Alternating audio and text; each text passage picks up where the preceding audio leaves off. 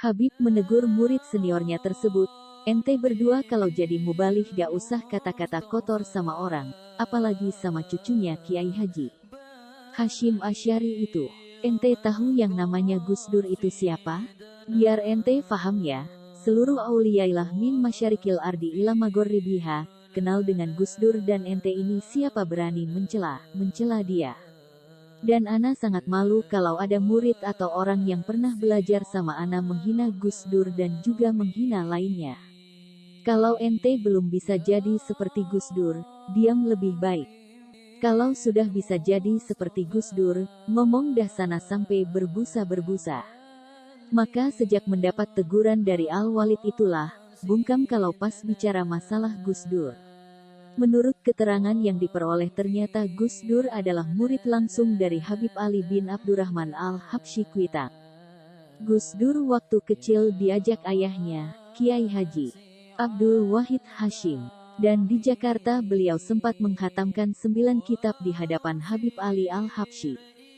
Sebagaimana langsung dikatakan oleh Gus Dur sendiri bahwa beliau menghatamkan beberapa kitab kecil di hadapan Habib Ali, yang disampaikan di acara Maulid Nabi Sauteh 1990-an di daerah Comal.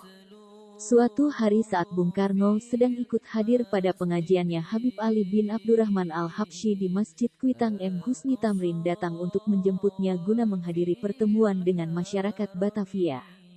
Lalu Bung Karno meminta izin kepada Habib Ali bin Abdurrahman Al-Habsyi untuk menghadiri acara tersebut. Dan Habib Ali bin Abdurrahman Al-Habsyi pun mempersilakannya. Dengan masih bersarung Bung Karno menghadiri pertemuan tersebut didampingi M. Husni Tamrin. Itulah permulaan dekatnya Bung Karno dengan Habib Ali bin Abdurrahman Al-Habsyi bin Abdurrahman Al-Habsyi Kuitang, Jakarta. Pada tanggal 16 Agustus 1945 terjadilah peristiwa Rengas Dengklok, di mana Bung Karno dan Bung Hatta serta lainnya diamankan oleh para pemuda di Rengas Dengklok, Karawang. Haji Darip dari Klender, salah satu yang ikut pada waktu itu, sempat mengusulkan agar para tokoh ditempatkan di tempat yang layak, karena waktu itu mereka ditempatkan di pinggir kali. Haji Darip mengusulkan kepada Sukarni dan kawan-kawan agar Bung Karno dan Bung Hatta ditempatkan di rumah yang layak dan akhirnya ditempatkan di rumah warga etnis Tionghoa yang bernama Ji Kiao Siong. Pada waktu itu ada perundingan antara golongan tua dan golongan muda dalam merumuskan dan menyusun teks proklamasi yang berlangsung pada pukul 2 dini hari hingga pukul 4 menjelang waktu sahur. Teks proklamasi ditulis di ruang makan Laksamana Tadasimaida di Jalan Imam Bonjol. Setelah sahur dan sesudah azan subuh, Bung Karno menyempatkan diri ke Kuitang dengan menyamar untuk menemui Habib Ali Al-Habsyi guna memohon doa restu besok akan diadakan proklamasi kemerdekaan Indonesia. Maka tak heran jika pembacaan teks proklamasi yang semula dijadwalkan pagi hari tertunda sampai jam 10. Dikarenakan Bung Karno sowan dulu ke kediaman Habib Ali bin Abdurrahman Al-Habsyi guna meminta restu.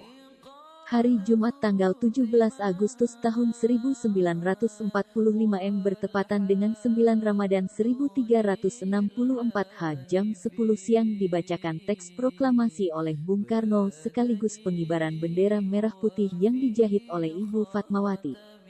Selang 2 jam setelah dibacakan proklamasi, Habib Ali bin Abdurrahman Al-Habsyi mengumumkan kepada jamaah sholat Jumat di Masjid Kuitang bahwa negara ini telah diproklamirkan kemerdekaannya. Habib Ali memerintahkan agar seluruh umat Islam memasang bendera merah putih di rumah dan kampungnya masing-masing. Habib Ali menegaskan agar apa yang diumumkannya disebarluaskan. Kabar tentang pengumuman oleh Habib Ali bin Abdurrahman Al-Habsyi Kuitang cepat menyebar di kalangan masyarakat Jakarta, khususnya para ulama dan habaib. Guru Mansur dari Jembatan 5 yang mendengar maklumat dari sang guru langsung membuat bendera merah putih dan dipasang di atas menara masjidnya. Habib Ali bin Hussein Al-Atas pula tidak ketinggalan ikut memasang bendera merah putih di depan kediamannya. Begitu pula Habib Salim bin Jindan memasang bendera di depan rumahnya, sampai-sampai banyak masyarakat yang bertanya kepada Habib Salim, "Ya Habib Salim, ada apa dan kenapa bendera merah putih kau kibarkan di depan rumahmu?" Habib Salim menjawab, "Apa kalian tak dengar kabar bahwa ini negeri telah merdeka?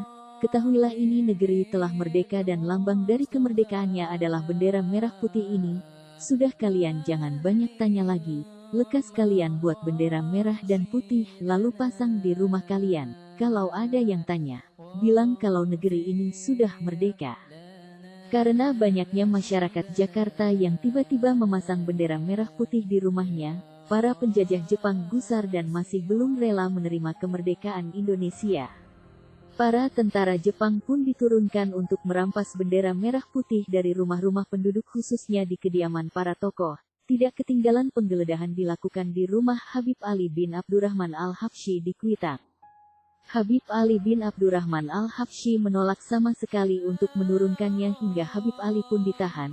Begitu juga Guru Mansur, beliau diminta menurunkan bendera dari menara masjid akan tetapi Guru Mansur mempertahankannya hingga diberondongkannya peluru ke menara masjid. Tapi Guru Mansur tetap pada pendiriannya yang pada akhirnya Guru Mansur pun ikut ditahan oleh Jepang. Pihak Jepang pun kewalahan karena makin banyaknya orang yang ditahan, mengakibatkan tidak cukupnya ruang tahanan, lalu dengan sangat terpaksa pihak Jepang membebaskan masyarakat yang ditahan termasuk para alim ulama dan habaib. Pada akhirnya Jepang pun hanya bisa pasrah dengan masyarakat Jakarta yang mendukung kemerdekaan negara Indonesia.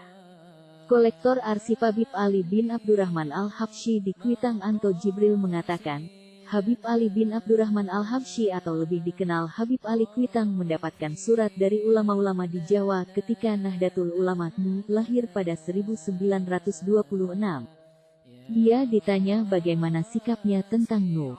Habib Ali bin Abdurrahman Al-Habsyi kemudian mengundang salah seorang muridnya, Kiai Haji Ahmad Marzuki bin Mirsyad, untuk menyelidiki seluk-beluk NU. Habib Ali Kuitang kemudian mengutus Kiai Marzuki untuk datang ke tempatnya Hadratus Syekh Hashim Asy'ari untuk mencatat apapun yang dilihatnya di sana. Ketika sampai di sana, Kiai Marzuki kemudian meminta satu hal kepada Hadratus Syekh Hashim Asy'ari, yaitu agar jilbab yang dipakai perempuan NU dibenarkan. Jika itu dilakukan, Kiai Marzuki yakin NU akan bisa masuk ke tanah Batavia. Dia menuturkan, setahun kemudian Hadratus Syekh Hashim Asy'ari dan Kiai Haji Wahid Hashim datang ke Batavia. Mereka ingin agar NU didirikan di Batavia. Ketika sampai di Batavia, orang yang pertama kali ditemui Hadratus Syekh Hashim Asy'ari adalah Habib Ali bin Abdurrahman Al-Habsyi Kuitang. Setelah itu tahun 1928, NU dibentuk di Batavia. Habib Ali bin Abdurrahman Al-Habsyi izinkan itu waktu. Lagi-lagi Habib Ali bin Abdurrahman Al-Habsyi masih pegang fatwanya Habib Utsman bin Yahya. Jadi jangan dimasukkan namanya Habib Ali Kuitang di jajaran pengurus NU, kata kolektor arsip Habib Ali Kuitang Anto saat mengisi acara kajian manuskrip ulama Nusantara di Gedung Perpustakaan Nasional, Jakarta, Sabtu, 27/4.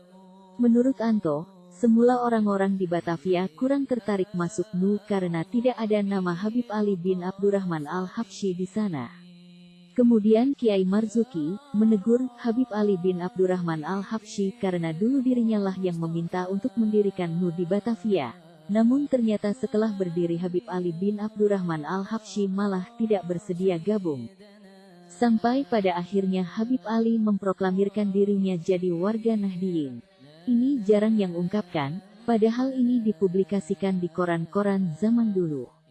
Salah satu korannya berbahasa Belanda, koran Het Nieuws van den Dag, terbit tanggal 20 Maret tahun 1933, jelasnya. Anto menuturkan, Habib Ali bin Abdurrahman Al-Habsyi mendeklarasikan dirinya menjadi Nahdliyin pada 1933, atau setahun sebelum wafatnya Kiai Marzuki. Kemudian diadakan Kongres NU di daerah Kramat, Batavia. Kiai Haji Abdul Wahab Casbullah yang bertugas memimpin jalannya kongres tersebut. Setelah Habib Ali bin Abdurrahman Al-Habsyi mendeklarasikan diri menjadi Nahdliyin, ada sekitar 800 ulama yang saat itu siap masuk NU. Dan kurang lebih 1000, disebutkan di koran itu, siap masuk pula menjadi warga Nahdlatul Ulama. Pertama Habib Salim bin Jindan, jelasnya. Di koran Belanda itu, lanjut Anto, pada saat itu Habib Salim bin Jindan mengkritik NU. Namun kemudian, Habib Ali bin Abdurrahman Al-Habsyi Kuitang menenangkannya. Kemudian Habib Ali bin Abdurrahman Al-Habsyi mendeklarasikan dirinya sebagai Nahdiyin. Setelah mendengar pengakuan Habib Ali bin Abdurrahman Al-Habsyi, peserta yang hadir berdiri dan bertepuk tangan bersama. Kiai Haji Abdullah Wahab Casbullah juga senang dengan sikap yang ditunjukkan Habib Ali bin Abdurrahman Al-Habsyi tersebut. Lama belajar kepada guru-gurunya, Habib Ali Al-Habsyi akhirnya menulis beberapa kitab, diantaranya Al-Azhar Al-Wardiyah fi As-Surah An-Nabawiyah Ad-Durar fi As-Solawat ala Khair Al-Bariyah.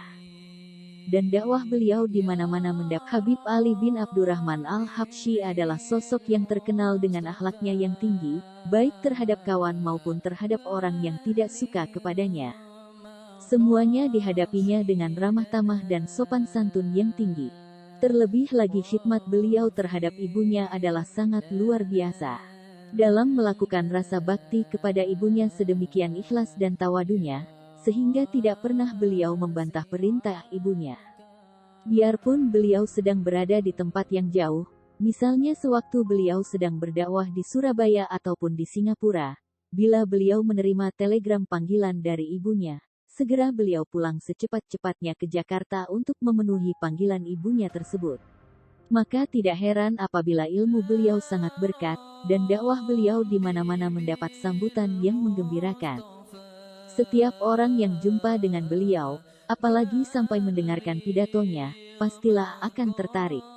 Terutama di saat beliau mentalkinkan zikir atau membaca sholawat dengan suara mengharukan, disertai tetesan air mata, maka segenap yang hadir turut meneteskan air mata. Dan yang demikian itu tidak mungkin jika tidak dikarenakan keluar dari suatu hati yang ikhlas, hati yang disinai oleh nur iman dan nur mahabbah kepada Allah.